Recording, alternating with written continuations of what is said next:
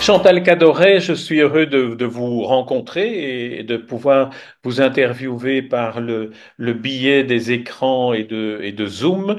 Vous êtes un des écrivains membres de l'association internationale Rencontre des auteurs francophones, une association créée par Sandrine Mérès-Coucourouz qui l'anime de façon éminemment dynamique et on dirait qu'elle est infatigable dans tout ce qu'elle entreprend. Alors, Oui, merci de participer à cette série de courts portraits vidéo. Ce ne sera que 5 à 10 minutes, donc on n'aura pas le temps de savoir tout de vous, mais peut-être que les visiteurs du Salon du Livre de Wallonie, où vous serez le 23 et 24 novembre, peuvent déjà faire un peu connaissance avec vous avant de vous rencontrer là-bas. Quelques mots sur vous. Vous avez travaillé, si j'ai bien lu, en tant que professeur de lettres et vous êtes à la retraite.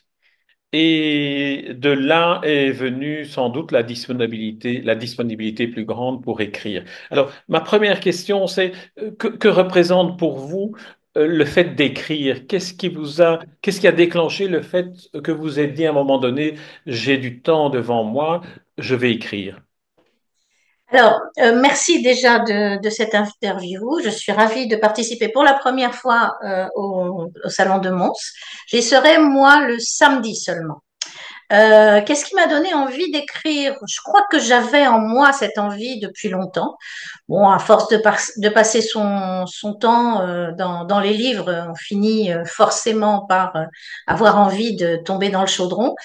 Après, il a fallu du temps, bien sûr. Je l'ai pas écrit tout de suite. Je n'ai pas commencé à écrire tout de suite à la retraite. J'ai d'abord voyagé. J'ai d'abord écrit des récits de voyage. Et finalement, j'avais ouvert un blog qui m'a servi de fenêtre sur le monde pendant le premier confinement. C'est le premier confinement qui m'a poussé dans l'écriture. Et puis, depuis le confinement, je ne me suis plus arrêtée. C'est vrai que le confinement a conduit beaucoup de personnes qui avaient envie d'écrire. Le confinement a finalement créé des conditions qui étaient semblables à celles de tout écrivain, c'est-à-dire de se retrouver enfermé dans une pièce avec un ordinateur C'est ça. et l'imaginaire. Alors, C'est qu'est-ce que vous ça. écrivez? Qu'est-ce que vous écrivez? Moi, j'écris plutôt, pour l'instant, j'ai écrit 5 livres qui sont plutôt des histoires, des récits de vie, plutôt autobiographiques. Sur 4 sur 5, c'est autobiographique. Le cinquième, c'est l'histoire d'une cousine que j'ai romancée à ma façon. Je voulais faire de la fiction et puis finalement, je suis dans tous les personnages. Donc, pour l'instant, je suis plutôt là-dessus. Mon prochain sera une fiction. Alors, vous êtes édité où? Est-ce que vous êtes en auto-édition ou bien est-ce que vous êtes édité chez un éditeur spécialisé dans cette catégorie de livres? Non, pas du tout. Moi, je suis en auto-édition par choix. Euh, Quand j'ai commencé à écrire, bon, j'ai eu un cancer en 2015. Après ce cancer, les choses se sont faites rapidement et j'ai eu comme j'ai comme un coup de pied aux fesses permanent. Il faut que je fasse les choses vite. J'ai pas le temps d'attendre, je n'ai pas envie d'attendre, j'ai pas envie d'attendre l'avis de quelqu'un, d'un éditeur. Voilà, je veux tout faire par moi-même. C'est compliqué d'être auto-édité parce qu'il faut écrire, il faut se corriger, il faut se vendre aussi. Mais j'adore ça, alors je le fais. Alors, si vous êtes professeur de lettres, enfin, vous avez été professeur de lettres, donc on peut imaginer que les livres ont été au départ de votre vocation professionnelle. Mais si on remontait à l'enfance, si on remontait plus loin dans le temps, quel est dans votre souvenir le moment déclencheur du goût pour le livre, s'il y en a eu un à Oui, ce bien sûr. moment-là, enfin, de l'enfance? Bien sûr, mais je vais vous décevoir parce que mon enfance n'a pas du tout été entourée de livres. Moi, mes parents ne lisaient pas et la lecture, c'était pour eux une perte de temps.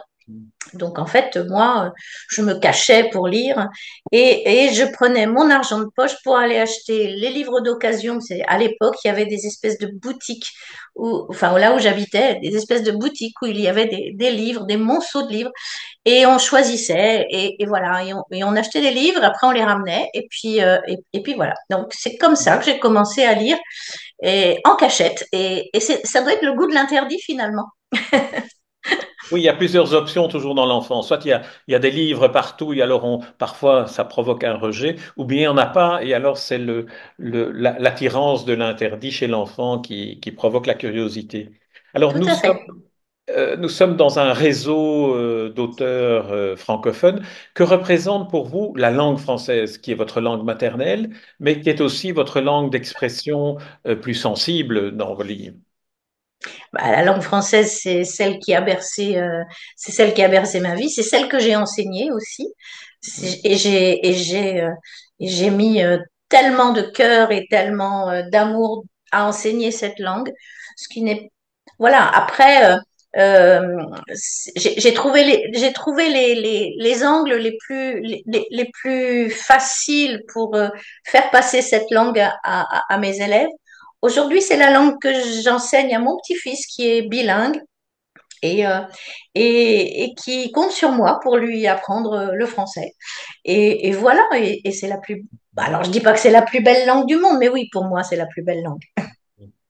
Alors, dernière question en ce qui concerne les lettres et le goût du livre et le goût de la littérature. Si vous deviez définir, et peut-être l'avez-vous fait pour vos élèves et vos étudiants lorsque vous étiez enseignante, si vous deviez la définir, quelle est la fonction de la littérature aujourd'hui? Une période où on lit de moins en moins, dans les pays en tout cas où on lisait davantage avant, on lit de moins en moins, et est-ce qu'on peut imaginer que la littérature a encore une fonction, et si oui, quelle est-elle? Moi, je rencontre beaucoup de lecteurs puisque forcément, je vais au contact des lecteurs pour vendre mon livre. Je rencontre beaucoup de lecteurs et je les entends me dire ce qu'ils attendent de la littérature et c'est ça qui est important. Ils attendent une ouverture, ils attendent du rêve, ils attendent autre chose que ce qu'ils vivent au quotidien. En fait, je crois qu'aujourd'hui, les choses n'ont pas tellement changé. C'est comme dans tous les siècles. Il y a des auteurs qui font rêver, il y a des auteurs romantiques, il y a des belles histoires d'amour, et puis il y a des auteurs qui parlent de la réalité, de la société. La littérature, ça peut être du rêve, mais ça peut être aussi une photo de la société. J'essaye de faire un mix entre les deux. Très bien. Chantal Cadoret, je me réjouis de vous rencontrer pour du vrai, comme disent les enfants, à Mons lors du Salon du Livre. Moi Et puis, je aussi. vous souhaite bonne continuation dans votre écriture et Merci. la préparation du prochain livre que vous avez évoqué brièvement. Merci, Chantal Cadoret. Merci beaucoup.